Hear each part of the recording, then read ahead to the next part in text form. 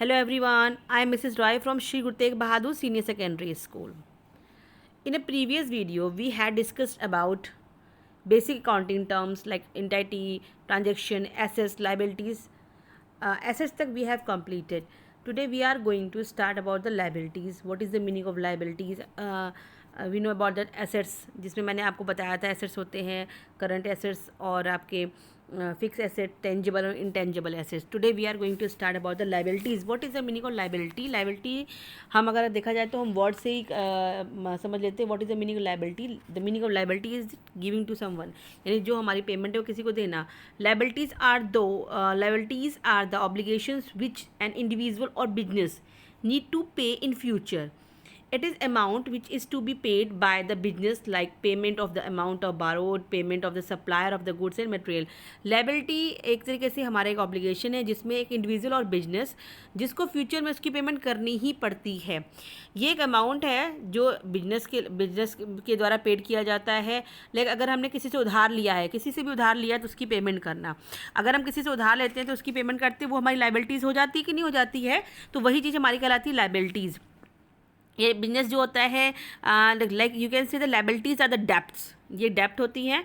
They are amount own to the creditors. Liability डेप्ट है जो हम अपने क्रेडिटर से लेते हैं और उनको हम एक तरीके से ये बोलते हैं. लाइबिलिटी देखा जाए तो हमारे से लोन हो गया. हमारा loan is just like a liability. हम बैंक से लेते हैं, बैंक से लोन लेते हैं तो हमें बैंक को देना पड़ता है. या हमने किसी से रॉ मटेरियल जो है वो क्रेडिट पे लिया है, उधार पे लिया है, तो उसको पेमेंट तो करनी ही पड़ेगी. तो ये सब चीज़ें क्या कहलाती है? आपकी लाइबिलिटी, जिनको हम फ्यूचर में पेड करते हैं. लाइबिलिटीज़ जो होती है वो हमें 2 टाइप्स की होती हैं, लाइक इंटरनल लाइबिलिटीज और एक्सटर्नल लाइबिलिटीज. राइट है. इंटरनल लाइबिलिटीज विच है business entity has to pay the proprietor और owner. Internal business liabilities such as capital and accumulated profit. And external all amount the business like bank overdraft, creditor को देना, loan को देना. ये क्या कहलाती है? आपकी एक्सटर्नल लाइबिलिटीज. एक्सटर्नल लाइबिलिटीज जो होती है, जो इंटरनल लाइबिलिटी जो अपने जो आपका जो बिजनेस है उसके अंदर जो लाइबिलिटीज होती है उसको पेड करना. एक्सटर्नल लाइबिलिटी जो हमने बाहर से ली है, जैसे कि हमने बैंक लोन ले रखा है, क्रेडिटर्स है, बैंक ओडी है, बैंक ओवरड्राफ्ट है, ये सब जो चीज़ें होती है हमारी एक्सटर्नल लाइबिलिटीज़ कहलाती हैं.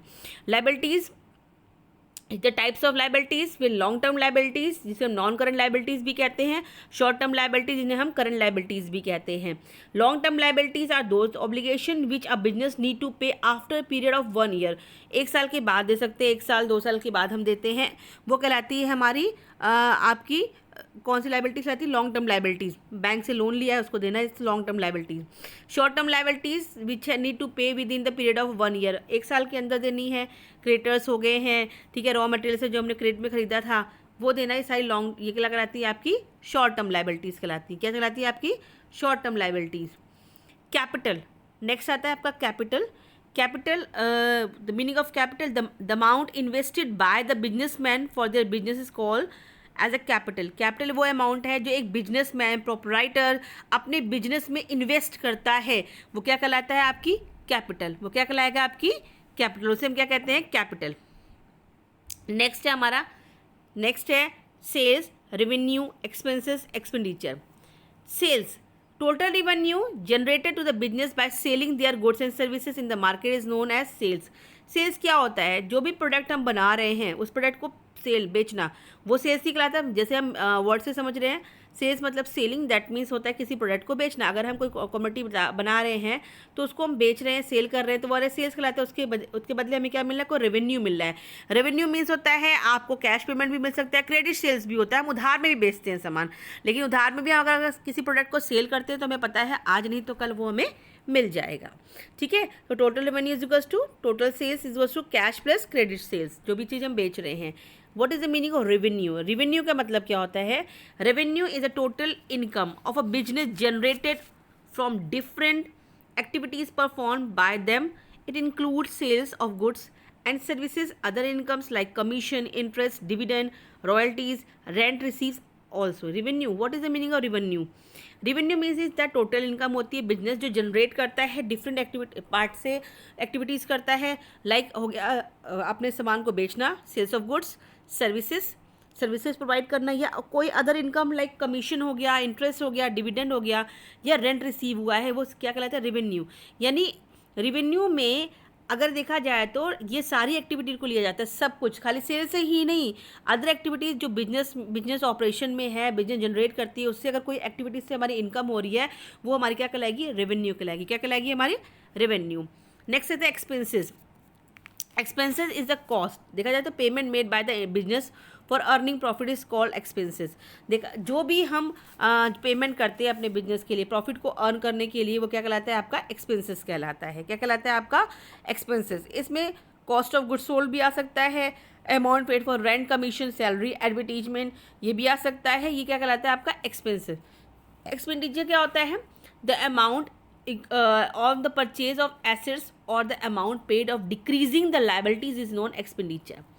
अब वो अमाउंट है जो हम एसेट्स को खरीदने के लिए, यानी हम किसी एसेट्स को खरीद रहे हैं, कोई मशीनरी खरीद रहे हैं, या किसी लायबिलिटी यानी लोन है, लोन के लिए जो हमने पेमेंट करी है, वो कहलाता है हमारा एक्सपेंडिचर। क्या कहलाता है, expenditure. The difference between expenses and expenditure.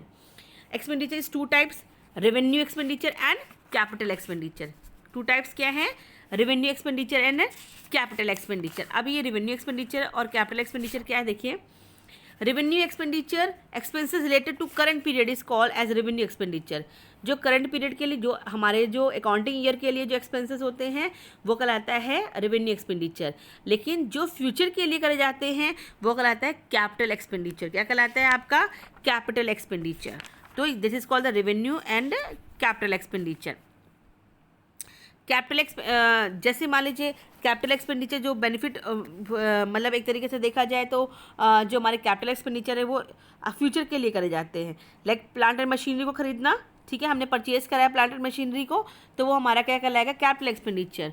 Clear है, वो क्या कहलाएगा, आपका कैपिटल एक्सपेंडिचर। और रेवेन्यू एक्सपेंडिचर, जैसे हम मान लीजिए अकाउंटिंग ईयर में हमने रेंट पेड किया है, अकाउंटिंग ईयर में हमने सैलरी दी है, जो एक्टिविटीज़ करते हैं उसी अकाउंटिंग ईयर में उस साल की, वो कहलाता है आपका रेवेन्यू एक्सपेंडिचर।